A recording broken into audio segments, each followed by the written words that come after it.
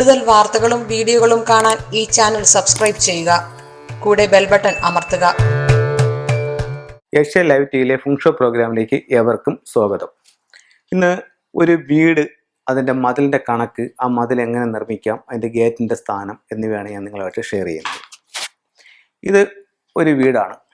വീടിൻ്റെ ദിക്കുകളാണ് ഞാൻ പുറമേ മാർക്ക് ചെയ്തിരിക്കുന്നത്. അപ്പോൾ നമ്മൾ മതിൽ കെട്ടുമ്പോൾ ഏറ്റവും ഉയർന്നു വരുന്ന സ്ഥലം സൗത്ത് വെസ്റ്റ് ആയിരിക്കണം. ഇപ്പോൾ ഇവിടെ നമ്മൾ വാസ്തുവിൻ്റെ ഒരു കണക്കും കൂടെ തീരുമാനിച്ചുകൊണ്ട്, ഇത് കിഴക്കോട്ട് ദർശനമുള്ള ഒരു വീടാണ്, കിഴക്ക് ദർശനമാണ്. ഇതിൽ ഏറ്റവും നമ്മൾ ഈ ഭാഗത്താണ് മതിൽ പണിയുന്നത്. ഇത് ഇവിടത്തെ ചുവരിൽ നിന്നിട്ട് ഒരു 7 അടി മാറിയാണ് ഈ മതിൽ പണിഞ്ഞിരിക്കുന്നത്. ഇവിടം മുതൽ ഇവിടം വരെയുള്ള ഡിസ്റ്റൻസും 7 ആണ്, ഇവിടം മുതൽ ഇവിടം വരെയുള്ള ഡിസ്റ്റൻസും 7 ആണ്. അപ്പോൾ 7 അടിയിൽ നമ്മളിങ്ങനെ മതിൽ പണിഞ്ഞു.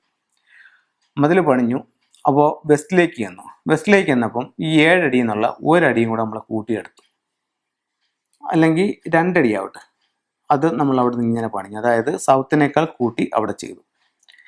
അതിങ്ങനെ പണിഞ്ഞ് നേരെ കൊണ്ടുവന്ന് നോർത്തിൽ നമ്മൾ അതിനേക്കാൾ കൂട്ടിയെടുത്തൊരു 10 അടി ഇങ്ങനെ കൊണ്ടുവന്ന് നമ്മൾ മതിൽ പണിയാണ്. ഇത് ഇങ്ങനെ വന്നു. കിഴക്ക് നമുക്ക് ശരിക്കും സ്ഥലമുണ്ട്.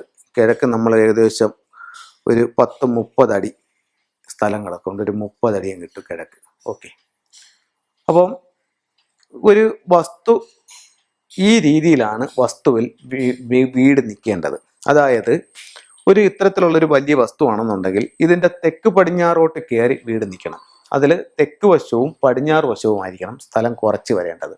ബാക്കി വടക്ക് വശവും കിഴക്ക് വശവും സ്ഥലം കൂടുതൽ വേണം. അപ്പോൾ ഈ രീതിയിൽ പണിയാം. ഇനി മതിലിൻ്റെ ഉയർച്ച, മതിലിൻ്റെ ഹൈറ്റ്, ഇപ്പം ഇവിടെ നമുക്കൊരു 8 അടി ഹൈറ്റ് ഉണ്ടെന്ന് വെച്ചോ, അല്ലെങ്കിൽ ഒരു 6 അടി ഹൈറ്റ് ഉണ്ടെന്ന് വെച്ചോ. ആ ഹൈറ്റിനേക്കാൾ കുറവായിരിക്കണം വടക്ക് കിഴക്ക് ഭാഗത്തെ ഹൈറ്റ്. അത് അവിടെ ഒരു 8 അടി ആണെന്നുണ്ടെങ്കിൽ ഇവിടെ ഒരു 7 അടിയിൽ നിർത്തുന്നതാണ് ഏറ്റവും ഉത്തമമായിട്ടുള്ളത്. അപ്പം ഇവിടെ കിഴക്ക് വശത്ത് ഇത് കുറവായിരിക്കണം.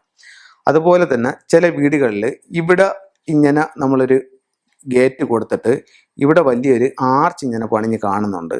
ഇത് നല്ലതല്ല. അപ്പോൾ ഇത് കന്നിമൂലയെക്കാട്ടിയും ഉയർന്ന് ഈ മതിലിൻ്റെ കോമ്പൗണ്ട് നിൽക്കും. അപ്പോൾ ഈ ഒരു ഭാഗത്ത് ഇങ്ങനെ ചെയ്യുന്നത് നല്ലതല്ല. ഇവിടെ ആർച്ചാണ് നല്ലതല്ലാത്തത്, പക്ഷേ ഇവിടെ നിന്നുള്ള വഴി നല്ലതാണ്. കിഴക്ക് ഭാഗത്തു നിന്നുള്ള വഴി നല്ലതാണ്. ഇപ്പം ഇവർക്ക് ഈ വീടിനെ സംബന്ധിച്ചിടത്തോളം എവിടെ റോഡെന്ന് പറയുന്നത് ഈ കിഴക്ക് ഭാഗത്താണ് ഇവിടെ റോഡ് നിൽക്കുന്നത്. റോഡ് നിൽക്കുമ്പോൾ ഇവർക്ക് ഇതിൽ ഏറ്റവും ഇതിലോട്ട് വസ്തുവിലേക്ക് കയറാനുള്ള വഴിയെന്ന് പറയുന്നത് ഈ ഭാഗത്ത് കൊടുക്കുന്നതാണ് ഏറ്റവും ഉത്തമമായിട്ടുള്ളത്. വടക്ക് കിഴക്ക് ഭാഗത്ത് ഇതാണ് ഏറ്റവും ഉത്തമമായിട്ടുള്ളത്. ഇപ്പം നമുക്ക് വണ്ടി പാർക്ക് ചെയ്യാനാണെന്നുണ്ടെങ്കിൽ ഇവിടെ നിന്ന് നേരെ ഇവിടെ വേണമെങ്കിൽ കൊണ്ടുവന്ന് കാറ് പാർക്ക് ചെയ്യാം. അതല്ലെന്നുണ്ടെങ്കിൽ ഈ ഭാഗത്ത് കാറ് പാർക്ക് ചെയ്യാം. ഇതിൽ ഏറ്റവും ഒന്നാമത്തെ സ്ഥാനം എന്ന് പറയുന്നത് ഈ ഭാഗമാണ്, 2 ഇവിടെയാണ്. അപ്പോൾ ഇതിൽ നമ്മുടെ സൗകര്യം പോലെ പാർക്കിംഗ് ഈ 2 ഭാഗത്ത് കൊടുക്കാം. ഗേറ്റ് ഈ പറഞ്ഞതുപോലെ ഉയർത്താൻ പാടില്ല. മതിലിലും ഈ ഒരു ഹൈറ്റിൻ്റെ വ്യത്യാസം കാണേണ്ടത് വളരെ അത്യാവശ്യമാണ്. ഇനി ഇതിൽ അടുത്ത സമയത്തായിട്ട് ഒരു ക്ലയൻറ്റ് ചോദിച്ചൊരു ചോദ്യം എന്ന് പറഞ്ഞു കഴിഞ്ഞാൽ, ഇവരുടെ വീടിൻ്റെ വടക്ക് കിഴക്ക് ഭാഗം അപ്പുറത്തെ വ്യക്തിയുടെ ഒരു മതിൽ ഒരല്പം കൂടെ ഉയർത്തി കെട്ടിയിട്ടുണ്ട്. അതുകൊണ്ട് ഇവർക്ക് എന്തെങ്കിലും പ്രോബ്ലം ഉണ്ടോ എന്നാണ് ചോദിക്കുന്നത്. അപ്പം മറ്റൊരു മതിൽ അവർ ഉയർത്തി കെട്ടിയത് കൊണ്ട് ഇവർക്ക് അതിലൊന്നും ചെയ്യാനായിട്ട് സാധിക്കത്തില്ല. പക്ഷേ എന്ന് പറഞ്ഞു കഴിഞ്ഞാൽ ഒരു ചെറിയ ഫൈറ്റുകളാണെന്നൊന്നും കുഴപ്പമില്ല. അതേസമയം ഇവിടെ ഒരു വലിയ ഭീമാകാരമായിട്ടുള്ളൊരു ബിൽഡിങ് വന്നിട്ട് ഈ വടക്ക് കിഴക്ക് ഭാഗത്തു നിന്ന് വരുന്ന എനർജിയെ ബ്ലോക്ക് ചെയ്ത് നിൽക്കുകയാണെന്നുണ്ടെങ്കിൽ അത് അത്ര നല്ലതായിരിക്കത്തില്ല. അതല്ലാതെ ഇവിടെ അവരിങ്ങനെ ഒരു മതിൽ കെട്ടിക്കൊണ്ടെന്നും പറഞ്ഞിട്ട് ഇവർക്ക് വലിയ കുഴപ്പമൊന്നും വരാനുള്ള സാധ്യതയില്ല.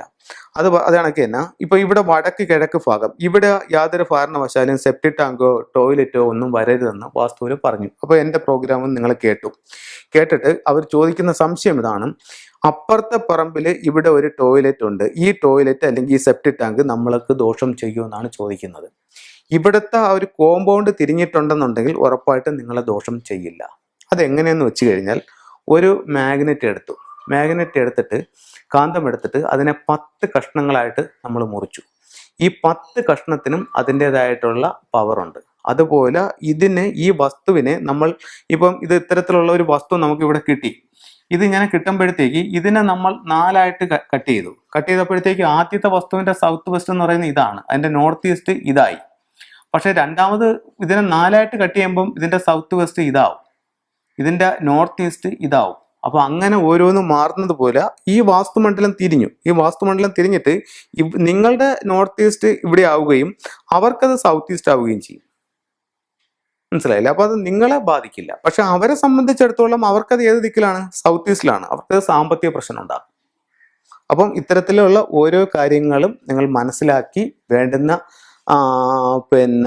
കാര്യമായിട്ടുള്ള മാറ്റങ്ങളോ അല്ലെങ്കിൽ പരിഹാരങ്ങളോ ഒക്കെ ചെയ്തു പോവുകയാണെന്നുണ്ടെങ്കിൽ നിങ്ങളുടെ നല്ലൊരു ജീവിതം നിങ്ങൾക്ക് മുന്നോട്ട് കൊണ്ടുപോകാനായിട്ട് ഈ വാസ്തുവും ഫെങ്ഷിയും കൂടെ ചേർന്ന് നിങ്ങളെ സഹായിക്കുന്നതാണ്. എല്ലാ ഐശ്വര്യങ്ങളും ഉണ്ടാവട്ടെ എന്ന് പ്രാർത്ഥിച്ചുകൊണ്ട് നിർത്തുന്നു. നന്ദി, നമസ്കാരം.